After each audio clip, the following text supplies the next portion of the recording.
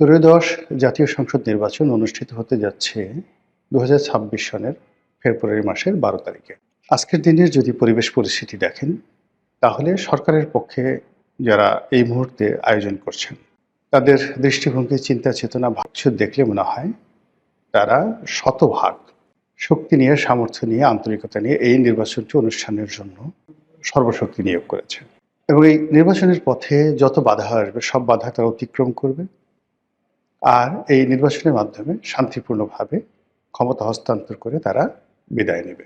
অনেকে যারা দীর্ঘদিন ধরে এই সরকারের কর্মকাণ্ড নিয়ে সন্দেহ প্রকাশ করেছিল, যারা সন্দেহ করেছিল যে সরকার ৫ বছর থাকবে, ৫০ বছর থাকতে চায়, এত সহজে যাবে না, ইদানিংকালে ডক্টর মোহাম্মদ ইউনূস এবং তার যারা সঙ্গী সাথী রয়েছেন, তাদের যে দৃষ্টিভঙ্গি, তাদের যে বাস্তব কর্মকাণ্ড, তাতে মনে হচ্ছে যে প্রিলিমিনারিলি দ্বিতীয় বিশ্বযুদ্ধের পর ভারতকে স্বাধীনতা দেওয়ার জন্য যেভাবে পাগল হয়ে গিয়েছিলেন এবং ভারতের ভাইসরয় লর্ড মাউন্টব্যাটেন যেভাবে তড়িঘড়ি করে ভারতের মধ্যে বিভক্তি ঘটিয়েছিলেন, যেভাবে আফগানিস্তান, পাকিস্তান, বাংলাদেশ, ভারত এই সীমানাগুলো চিহ্নিত করে তড়িঘড়ি করে যেভাবে ভারতকে স্বাধীনতা দিয়ে তারা চলে গিয়েছিলেন, ঠিক একই অবস্থা এখন বর্তমান সরকারের ক্ষেত্রে প্রযোজ্য। এখন তাদের অবস্থা হয়ে গেছে যে ছেড়ে দে মা কেঁদে বাঁচি। সমস্যা কোথায়? এক্ষেত্রে তো করে আমাদের সকলের খুশি হওয়া উচিত ছিল। আমরা যারা সাধারণ জনগণ, আমরা তো যে কোনো মূল্যে একটা গণতন্ত্র চাই, সুন্দর একটা নির্বাচন চাই। বাংলাদেশে নির্বাচনের মাধ্যমে একটি ভালো সরকার আসুক, তারা দেশ পরিচালনা করুক, তাদের ব্যর্থতাগুলো জনগণের ব্যর্থতা, তাদের সফলতাগুলো জনগণের সফলতা, এটাই গণতন্ত্রের ভাষা। কিন্তু বাস্তবে কিন্তু সেটা হচ্ছে না। এর কারণ হলো যে এই মুহূর্তে সরকার তাড়াহুড়ো করতে গিয়ে যে আচরণগুলো করছে, তাতে করে স্পষ্টতই বোঝা যাচ্ছে যে তারা একটি বিশেষ দলকে ছাড় দিতে চাচ্ছে। এবং এর ফলে কি হলো, তাদের দীর্ঘদিনের মিত্র জামায়াত ইসলামী এবং অন্যান্য যে সকল সংগঠন ছিল, এনসিপি সহ, তাদের জন্য এটা ইজ্জত কা সওয়াল হয়ে পড়েছে। এবং গত ১৭ মাস ধরে ইউনূস সরকারের সকল কর্মকাণ্ডে তারা নৈতিক সমর্থন জুগিয়েছে, লজিস্টিক সাপোর্ট দিয়েছে এবং এই সরকারের হাতকে শক্তিশালী করার জন্য গোপন এবং প্রকাশ্যে যা কিছু করা দরকার সব কর্মকাণ্ড তারা করেছে। সেটা মব বলেন, বিএনপিকে কোণঠাসা করে বলেন, আওয়ামী লীগকে দেশ ছাড়া করতে বলেন, সব কিছুর মূলেই জামাত, এনসিপি এবং সরকারের মধ্যে যেটা মতানৈক্য ছিল, সেই মতানৈক্যের প্রেক্ষিতে ডক্টর মোহাম্মদ ইউনূসের কাছে জামাত, এনসিপির একটা কনসিডারেশন আছে, একটি আকাঙ্ক্ষা আছে, একটি দাবি আছে, একটি হক আছে। সেই হক যে জামাত এবং এনসিপিকে রাজনৈতিকভাবে প্রতিষ্ঠিত করতে হবে এবং তাদের যে কর্মকাণ্ড গত ১৭ মাসে, এই কর্মকাণ্ডের একটা ইন্ডিমিউনিটি দিতে হবে এবং আগামীতে যারাই রাষ্ট্র ক্ষমতায় আসুক, সেই সরকারে জামাত এবং এনসিপির একটা অংশগ্রহণ থাকতে হবে শতভাগ, অথবা জামাত এনসিপি সরকার গঠন করবে। এরকম একটা বিশ্বাস নিয়ে, এরকম একটা আস্থা নিয়ে, এরকম একটা কোঅপারেশন নিয়ে গত ১৭ মাসে অনেক যে রাজনীতির উত্থান পতনে, রাজনীতির মেরুকরণে যমুনার যে জোয়ার ভাটা, কখনো ডানে গেছে, কখনো বামে গেছে। এখন সেই যমুনার যে স্রোত, সব কিছু বাদ দিয়ে, নদী, নালা, খাল, বিল সব কিছু বাদ দিয়ে একটি বিশেষ জায়গাতে ধাবিত হচ্ছে বলে জামাতের লোকজন, এনসিপির লোকজন তারা গোস্বা করেছে।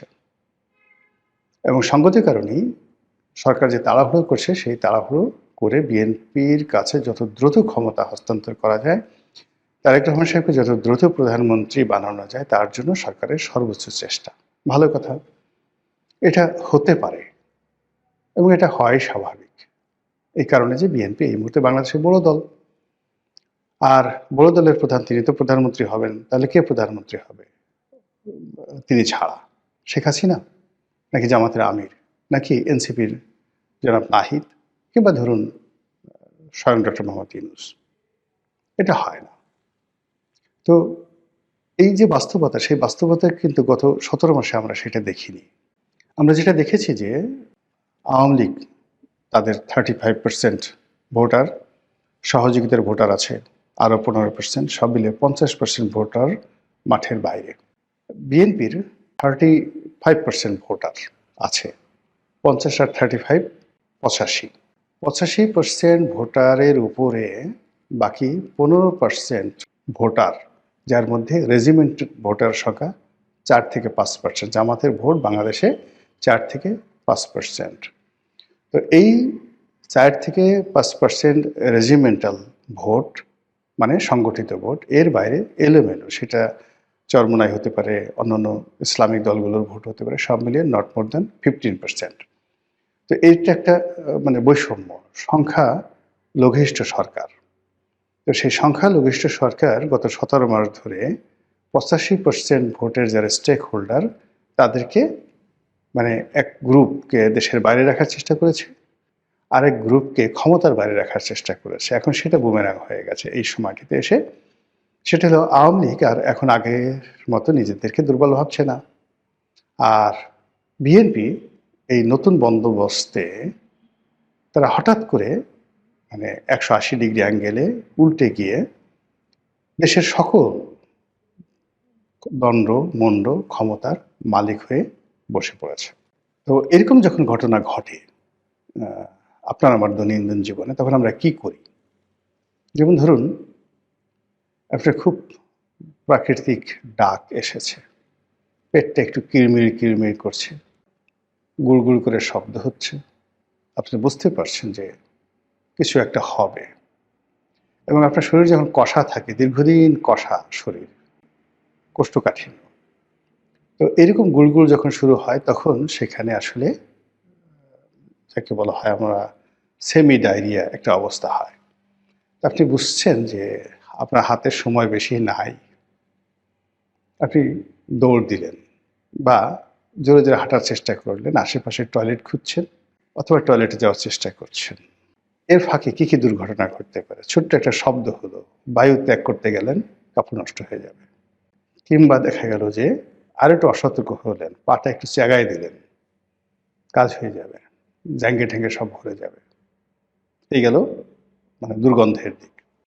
খুব সুস্বাদু গরুর মাংস, পোলাও, রোস্ট অথবা চিকেন ফ্রাই একেবারে গরম গরমই খেতে হবে, এইমাত্র কড়াই থেকে ভেজে দিয়েছে, এখনই আপনার খেতে হবে।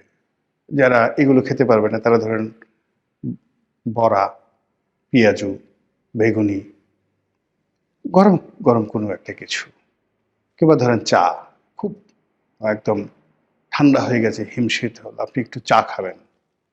তো তখন যদি আপনি তাড়াহুড়ো করতে যান, কি হবে? আপনার মুখ পুড়ে যাবে, তাড়াহুড়ো করতে গেলেই মুখ পুড়ে যাবে। তো এক্ষেত্রে নির্বাচন নিয়ে যদি তাড়াহুড়ো যেভাবে করা হচ্ছে এবং যে কাজটি অনিবার্যভাবে হবে, সহজ সরলভাবে হবে, সেখানে অতিরিক্ত আগ্রহ দেখাতে গিয়ে, অতিরিক্ত ফর্মালিটিস দেখাতে গিয়ে ওই যে আমাদের যে প্রাকৃতিক দুটো ঘটনা, বর্জ্য ত্যাগ অথবা খাদ্য গ্রহণ, সেখানে তাড়াহুড়ো করতে গেলে আমাদের যা হয়, এক্ষেত্রে সেটা হওয়ার সম্ভাবনা দেখা দিয়েছে। ২ নম্বর হলো যে আমাদের অতীতে বিএনপির জন্য আসলে একটা জিনিস দেখুন, জমে জম টানে। মানে আপনার ঘরের সামনে ধরেন একজন জমদূত ঘুরে বেড়াচ্ছে, আপনার নাম ধরেন কালু মিয়া, কালু মিয়াকে মারার জন্য জমদূত তার ঘুরে বেড়াচ্ছে। পাশের বাড়ির টিডিক্কা, তাকেও মারার জন্য আরেক জমদূত ঘুরে বেড়াচ্ছে। এখন ২ জমদূতের মধ্যে হঠাৎ দেখা সাক্ষাৎ হয়ে গেল। তো তারা মিলিয়ে দেখলো যে কালু মিয়া এবং টিডিক্কা এই দুজনকে মারার জন্য তাদের ভিন্ন ভিন্ন সময়। তো কাজেই একা কষ্ট না করে ২ জন সদল বলে এসে প্রথমে কালুকে মারলো, তারপরে ২ জন জমদূত সেই যাকে বলা হয় গিয়ে একসাথে টিডিক্কাকে মারলো। এটা বলা হয় এই কারণে যে এই যে প্রাকৃতিক কিছু বিষয় থাকে, একটি সমস্যা আর একটা সমস্যাকে আরো বড় করে তোলে, জমজমকে টানে। তো সেই দিক থেকে সময়, কিছু ঘটনা, কিছু কাহিনী, এটি বেসিক্যালি একটি জম আর এক জমকে টেনে নিয়ে আসে। আওয়ামী লীগের জন্য যেমন ভারতের বন্ধুত্ব, এটি জমের মতো। আবার বিএনপির জন্য জামাতের বন্ধুত্ব, পাকিস্তানের বন্ধুত্ব, এটাও জমের মতো। তো সেই দিক থেকে যদি সময় বিবেচনা করেন, বিএনপির জন্য ফেব্রুয়ারি মাসটি ভালো না। আপনি দেখুন বিএনপি প্রতিষ্ঠিত হওয়ার পর থেকে আজ পর্যন্ত আপনি সেই ১৯৭৬ সনের ফেব্রুয়ারি মাস থেকে প্রতি বছর হিসাব করে দেখেন বিএনপির জীবনের যত দুর্ভোগ এবং দুর্দশা এই ফেব্রুয়ারি মাসে হয়েছে। সেই তুলনায় ফেব্রুয়ারি মাসে তাদের সৌভাগ্যের যে পরিণতি খুব মানে সৌভাগ্যের যে লক্ষণ খুব অল্প। আবার অন্যদিকে যদি আপনি জামাতের জন্য যদি সময়টা ধরেন, তাহলে জামাতের জন্য নভেম্বর ডিসেম্বর মাস হলো ভীষণ রকম খারাপ সময়। আওয়ামী লীগের জন্য আগস্ট মাসটি খুব খারাপ সময়, ভীষণ রকম খারাপ সময়। তাদের যত দুর্ভোগ দুর্দশা এই আগস্ট মাসেই হয়েছে, সেই ১৯৪৭ সালে ছাত্রলীগের মাধ্যমে। এনিওয়ে, বিএনপির যে একটা নির্বাচন হয়েছিল ১৯৯৬ সালে, সেই নির্বাচনটি ছিল ১৫ই ফেব্রুয়ারির একতরফা নির্বাচন। আপনাদের কি মনে আছে সেই নির্বাচনটা কেন হয়েছিল? ওই সময়টিতে একটি পার্লামেন্ট ছিল এবং সেই পার্লামেন্টের বাইরে রাজপথে রাজনৈতিক দলগুলো তারা তত্ত্বাবধায়ক সরকার ব্যবস্থা প্রবর্তনের জন্য আন্দোলন করছিল। কারণটা কি? মাগুরাতে একটা বিতর্কিত নির্বাচন হয়েছিল। সেই নির্বাচনে ভোট র্যাগিং থেকে শুরু করে ক্ষমতা প্রয়োগ করে তারপর সেখানে একজন প্রার্থীকে জিতিয়ে আনা হয়েছিল। এর বাইরে আরেকটা নির্বাচন হয়েছিল ঢাকার তেজগাঁয়ে, একটা উপনির্বাচনে বাই ইলেকশনে মোসাদ্দেক আলী ফালুকে জেতানোর জন্য বিএনপি প্রশাসনকে ব্যবহার করে যে কাজ করেছিল, এর ফলে বিরোধী দলগুলো মনে করলো এই সরকারের অধীনে কোনো নির্বাচন হতে পারে না, তত্ত্বাবধায়ক সরকারের দাবিতে তার আন্দোলন গড়ে তুলল।